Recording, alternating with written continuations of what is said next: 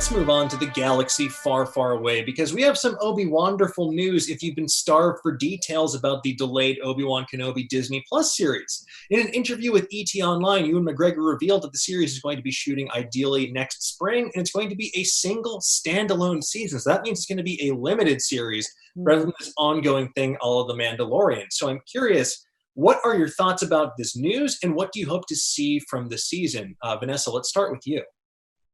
I think one of the reasons I really love The Mandalorian is because we finally got to not talk about the Skywalkers for a while, talking about literally anyone else in the Star Wars universe and tell these like interesting small tangential side stories. Because I love me a samurai story.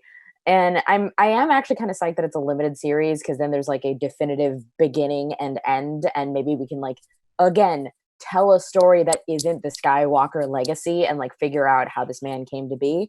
And yeah, I love a limited series because every single episode just goes. There is no filler. There is no waiting to get to this point. You're just moving a story along and chugging along. So yeah, I really feel you on that point about the Skywalkers as well. Like, I love them. I loved seeing the movies. I loved seeing the scope of their saga. But if it's an entire galaxy far, far away, please give me different slices of it. Like, I liked Rogue One because it was a different slice of that. Yes, it's all tangential to it, but it's not just the same 6 people with the same last name from different vantage points. Like, I don't know. What do you folks want to see from Star Wars shows or movies moving forward?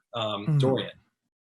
Moving forward, I think Vanessa kind of just touched it on the head. Just they are allowing them to focus on characters outside of the ones that we've seen in the Star Wars movies. Yeah. I think is a big draw for me, especially because although I'm not the biggest Star Wars fan, I'm not like a Vanessa, or I'm not like an Ify or somebody like that, like super into Star Wars. But I love the movies as far, and I think something that I really enjoyed about The Mandalorian was, although like it is Star Wars related, you didn't necessarily have to see the other movies or watch the other things to really get what was going on, and that you can just be focused in the story itself. So if they were able to do something like that with an Obi-Wan series, where you might not have like the average Star Wars fan might have missed something like in the movie or something like that, but they're able to like really explore and really stretch out all the details into this limited series. I think that can be really something special, because you see like Watchmen and things like that already have a game plan from the beginning, rather than like saying like, oh wait, maybe there's going to be a second season, maybe there's going to be a third season. Let's focus on maybe expanding the world. If they're going into it with the idea that this is going to be a limited series, especially with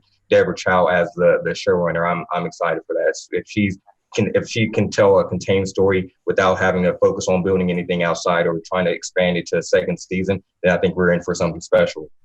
Yeah, she was truly one of the directorial highlights of The Mandalorian season 1. So I'm very excited to see what she can do when they give her the full reins for this entire series. And, you know, they've obviously been back in the lab tinkering on this for a minute because they had scripts and they wanted to refine them even further.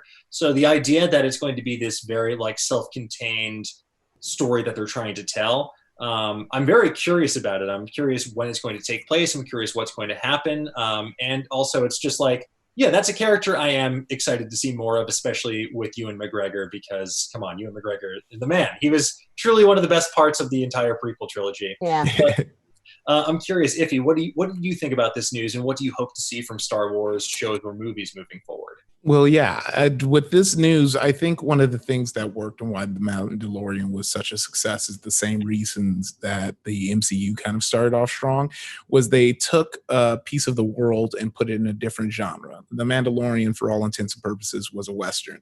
And that's why it was interesting to watch and through that new lens. And I think Star Wars needs to use that same formula for the MCU. Like, let's get like a casino lifestyle drama that takes place on Cloud City, something like The Entourage. Have fun with it. That's where I think you're going to get the most mileage, because when you're hitting us with the same tone over and over again, you're going to get burnt out, especially now when there are more things to watch than ever. Like, I still, till this day, even with Disney Plus and all, it have not seen the last Star Wars movie, because by that point I was like watching Mandalorian, I was watching that, and I was just like, okay.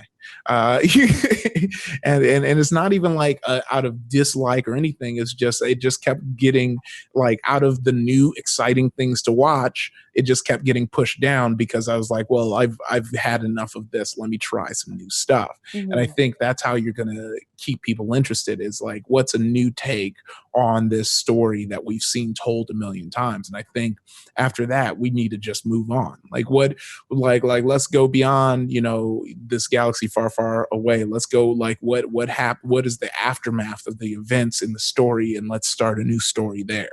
I think we've lived in this timeline so long that we need to not be afraid to leave it